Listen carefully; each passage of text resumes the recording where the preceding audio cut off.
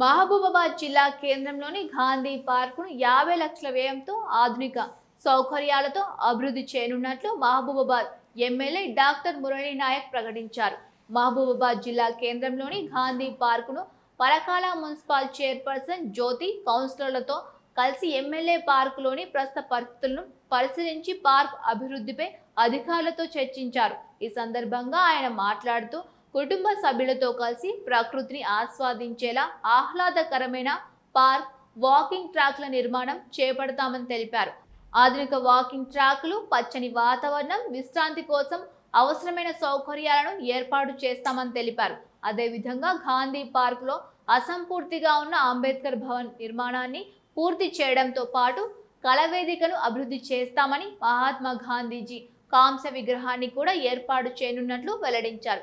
ప్రశాంతవంతమైన వాతావరణం, పచ్చని చెట్లతో ఈ పార్కును ప్రజలకు ఆహ్లాదకరమైన విహార కేంద్రంగా తీర్చిదిద్దుతామని చెప్పారు. పట్టణానికి మరింత అందాన్ని తీసుకువచ్చేలా గాంధీ పార్క్ అభివృద్ధి పనులు త్వరలోనే ప్రారంభం కానున్నాయని ఎమ్మెల్యే స్పష్టం చేశారు. గతంలో బీఆర్ఎస్ ప్రభుత్వం ఉన్నప్పుడు ఇక్కడ ఉన్నటువంటి గాంధీ పార్క్ని అదేవిధంగా రామాలయాలను కూల్చేసి నూతనంగా కట్టిద్దామని చెప్పేసి రామాలయాన్ని అయితే కట్టించారు, కానీ ఈ గాంధీ పార్కు అభివృద్ధి మాత్రం నోచుకోలేదు. 2021 సంవత్సరంలో అప్పటి ప్రభుత్వంలో ఉన్నటువంటి శాసనసభ్యులు దీన్ని కూల్చేసి మరమ్మతులు చేయకుండా మన దళిత, గిరిజన, ఆదివాసీ బిడ్డలు అడిగినట్టుగా ఏదైతే అంబేద్కర్ భవన్ కట్టి ఇవ్వాలి అన్న దాన్ని ప్రతిపాదనలో 46,50,000 రూపాయలు శాంక్షన్ అయినా ఆ బిల్డింగ్ పూర్తి కాలేదు. మన ప్రభుత్వం, పేదల ప్రభుత్వం, గౌరవ ముఖ్యమంత్రి రేవంత్ రెడ్డి గారు అధికారంలోకి వచ్చిన తర్వాత మున్సిపాలిటీల అభివృద్ధికి కొంత నిధులు కేటాయించడం జరిగింది.